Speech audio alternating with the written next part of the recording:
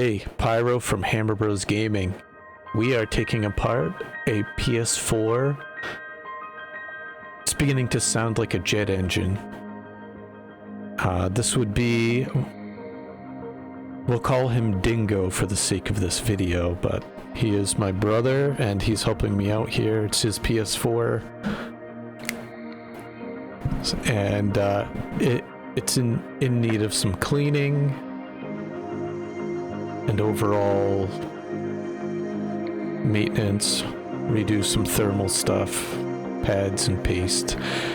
Alright, so first thing we do, there's some screws to take out of the top and out of the back. The back ones are the security bits. And if you've watched any of my other videos, you'll know I'll give you the same thing. I don't know exactly what size they are. I just know that I have the right size. It came with a repair kit or some sort of disassembly kit for a 360. They should come with any of those iFixit type kits or the generic version. So that piece just kind of comes off. You have to pull out on the edges there. And it should pop right off, have some more screws underneath. The great thing about Sony and their consoles is they will have little arrows on each layer that tell you where you need to put the screws. Try to keep them somewhat organized. You'll have to figure out where to put them back exactly.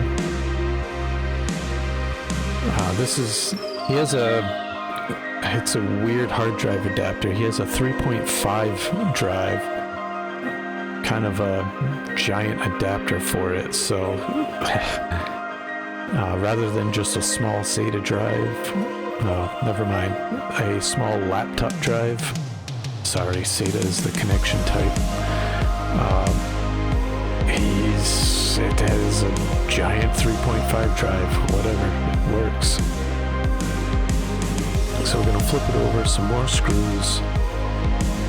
This is for the power supply. There's some metal clips that are in there. And those need to come out as well.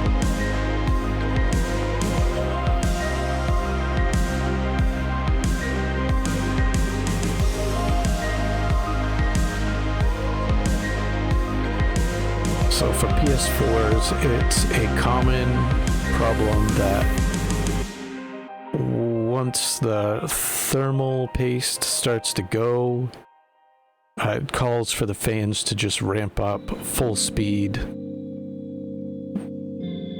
I say fans, there's one singular fan, but in any case, it wants to ramp up full speed and it's so loud, and we're gonna see at the end of this,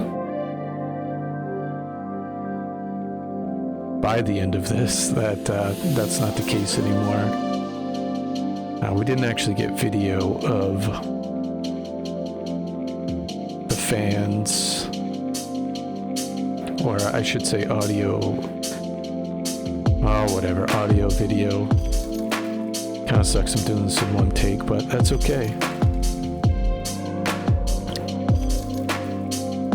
The fans were silent at the end. It did not call for it to ramp up.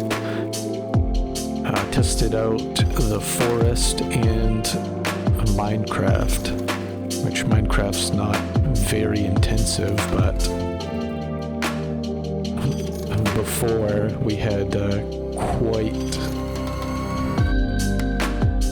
quite the noise coming from it.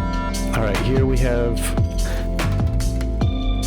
I'm getting distracted. Alright, so the power supply, you need to pull straight up. There are two long pins, two long prongs, I should say, that kind of hold it down. It's a little tricky. You might need to force it a little bit instead of being super gentle. And then next we have a bunch of ribbon cables. We have the Wi-Fi, Bluetooth antenna, whatever it is, that we need to be careful of. And also the power cable for the power supply is hooked onto the board in the same area, so be careful when you take that out, along with all of the power connector for the disk drive and everything else. So just follow along, take all the screws out, and then you'll be able to lift this out. The power cable should just pull right out. Just be careful not to rip any cables out of the connector.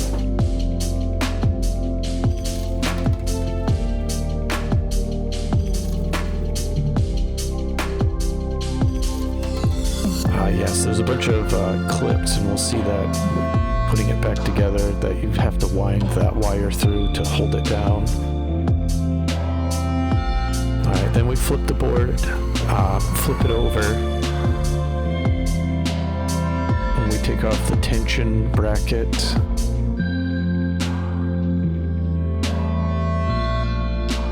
Which holds the fan and heatsink onto the main processor.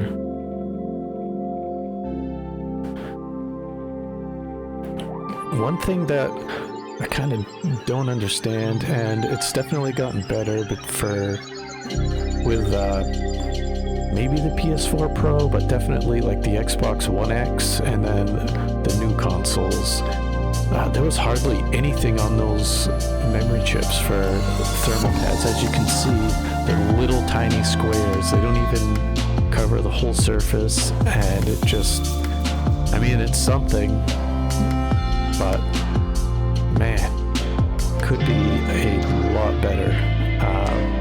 And you'll see we actually do that.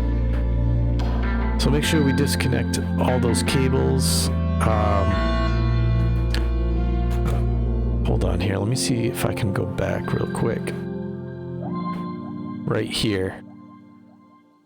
This cable in particular, need to make sure you pull up on it. It doesn't pull out away from the board.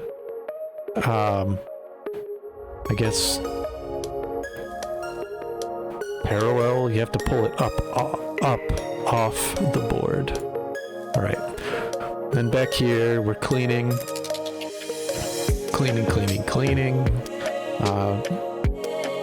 We like to clean any surface that's going to have any thermal application on it. Definitely the main, whatever you want to call it, the processor die. We want to clean the memory too, because we're going to be putting some real thermal pads on it. And then I think I'm just spot cleaning any dust or anything that's on the edge of the motherboard as well. Alright, so we cut these out. You're going to need 16 thermal pads. These are 1.5 millimeter pads. And they definitely seemed to do the trick. They made contact with whatever surface they needed to. Don't forget to do the ones on the back as well.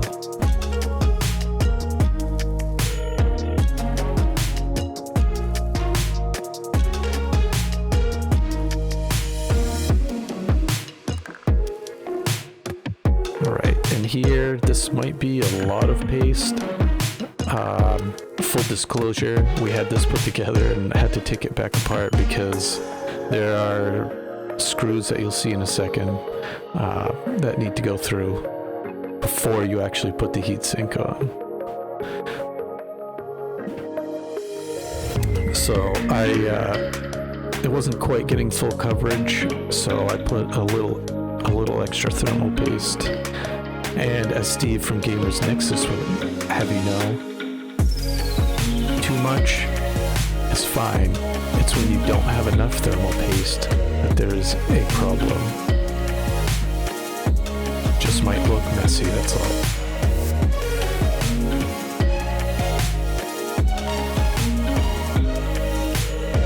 Alright, and it's kind of of tricky because you have to clip in some of the video ports, the USB ports and stuff while you're trying to put this down. And as always, you want to put it down once. You don't want to move it around. Could mess up your thermal pastes, kind of create low spots or whatever. So try to make sure you don't wiggle it around too much. Again, we're pushing this down onto the board. It doesn't actually like slide in the way you might think it would. All right, the tension bracket. And again, as always, we're going to try to put even pressure on both sides. So you start on one side, go back to the other. On any other tension bracket for graphics cards or the Xbox console uses kind of an X pattern. You'd go opposite to opposite. You wouldn't want to go around in like a square or whatever. Obviously this one, there's only 2 screws. Just a little at a time. That way it spreads evenly, the paste. Alright, so we flipped it over. This drive is going back in. We need to run all the little wires everywhere they need to go. Disk drive power cable goes in. We run the Wi-Fi Bluetooth back where it belongs. Have the ribbon cable that needs to run from the disk drive to the motherboard.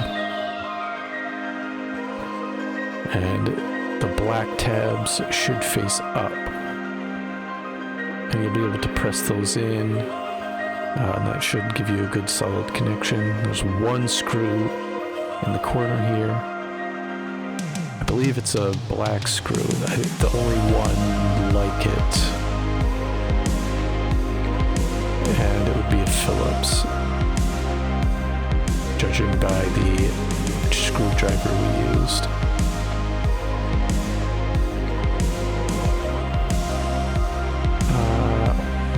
Alright, so for reassembly, remember that talk about the arrows?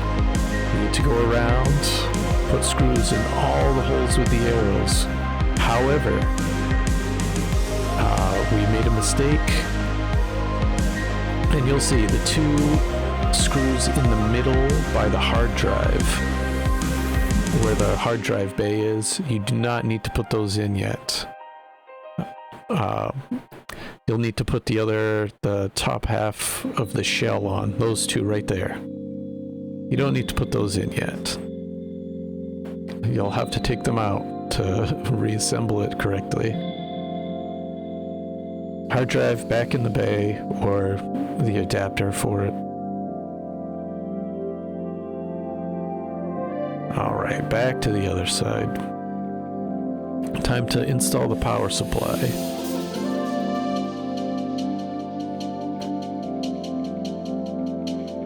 This seems kind of tricky because you don't want to pinch any cables underneath. It took us kind of a couple tries to get it to settle in there right. Yeah, you just really can't pinch those cables underneath. But we got it. The screws with the little metal, whatever that is, those go in next. Alright, the rest is somewhat self-explanatory. Just watch through and you'll see the rest of it. If you found this helpful, let us know in the comments. Please like, subscribe, all that fun YouTube stuff. Let's see. We have a few more consoles we can do. Let us know what you might like to see next. Check us out on Twitch as well. Man, we've been busy, but we're going to try to get back to to streaming more regularly. And with that being said, hope you all have a wonderful week, and we will see you next time.